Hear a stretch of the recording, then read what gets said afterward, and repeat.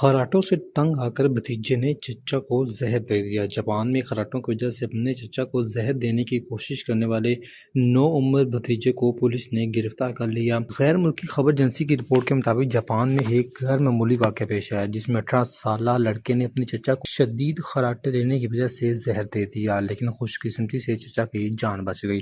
جاپانی media report کے مطابق لڑکے نے 52 سالہ چچا کو سوپ میں زہر ملا کر پلایا، جس کے باعث متاثرہ شخص کی حالت غیر ہو گئی۔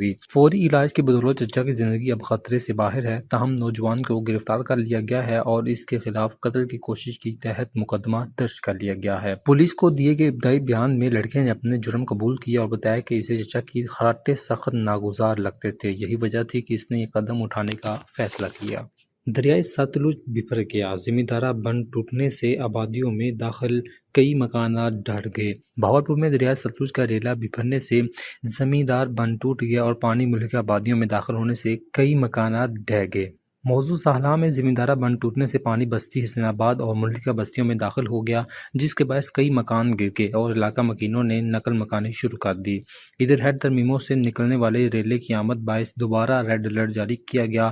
ڈی سی ملتان کا کہنا ہے کہ ہیڈ ترمیموں سے 4,14,000 سے زائد کیوسیک کا نیا ریلا 2 روز میں ملتان کے بندوں سے ٹکرائے گا، لہٰذا دریائی علاقوں کے مقیم دوبارہ گھروں جانے سے گریز کریں۔ ڈی جی پی ایم اے عرفان علی کٹھیانا نے سیلابی صورتحال پر بریفنگ دیتے ہوئے بتایا کہ گجرات میں بارشوں سے مرکزی نالوں میں برجنگی ہوئی ہے اور اربن فلڈنگ کی وجہ بنی۔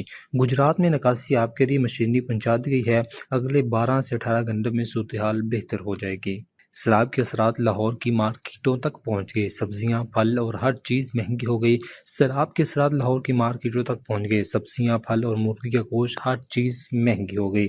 لاہور میں سبزیوں کی قیمتیں آسمانوں سے باتیں کرنے لگیں۔ ٹماٹر 300 سے 400 روپے فی کلو، مٹر 400 روپے، بھنڈی 240 سے 250 روپے فی کلو میں فروخت ہو رہی ہے۔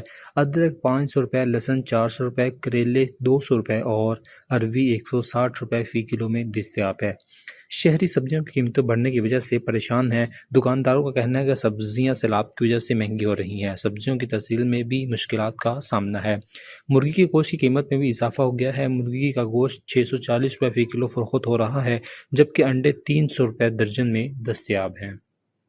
ہونڈا سٹی کا نیا ویریئنٹ اسپائر ایس متعارف کروا دیا گیا۔ ہونڈا الٹس نے 6ٹھی جنریشن ہونڈا سٹی کا نیا ویریئنٹ اسپائر ایس متعارف کروا دیا ہے، جبکہ ساتھ ہی موجود 1.2 litre C T V special edition اور 1.5 لیٹر اسپائر ماڈلز کا فیس لفٹن ویریئنٹ بھی لانچ کر دیا گیا۔ تفصیلات کے مطابق یہ اقدام اس وقت سامنے آیا جب 2021 میں پاکستان میں متعارف ہونے والی 6ٹھی جنریشن سٹی کو تقریباً 4 سال مکمل ہو چکے ہیں۔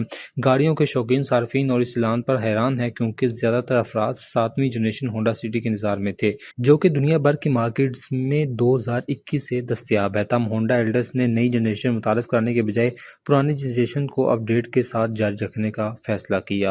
الٹس ہونڈا نے اپنی نئی اسپائر ایس 1.2 سی ٹی وی کی قیمت 47,37,000 روپے رکھی ہے، جبکہ 1.5 اسپائر سی ٹی وی کی قیمت 60,69,000 اور 1.5 اسپائر ایس وی ٹی کی قیمت 61,39,000 روپے مقرر کی گئی۔ ماہرین کے مطابق ہونڈا کا اقدام مقامی مارکیٹ میں اپنے صارفین کو متوجہ رکھنے کی کوشش ہے، تاہم شائقین ابھی بھی 7ویں جنریشن سٹی کے انتظار میں ہیں۔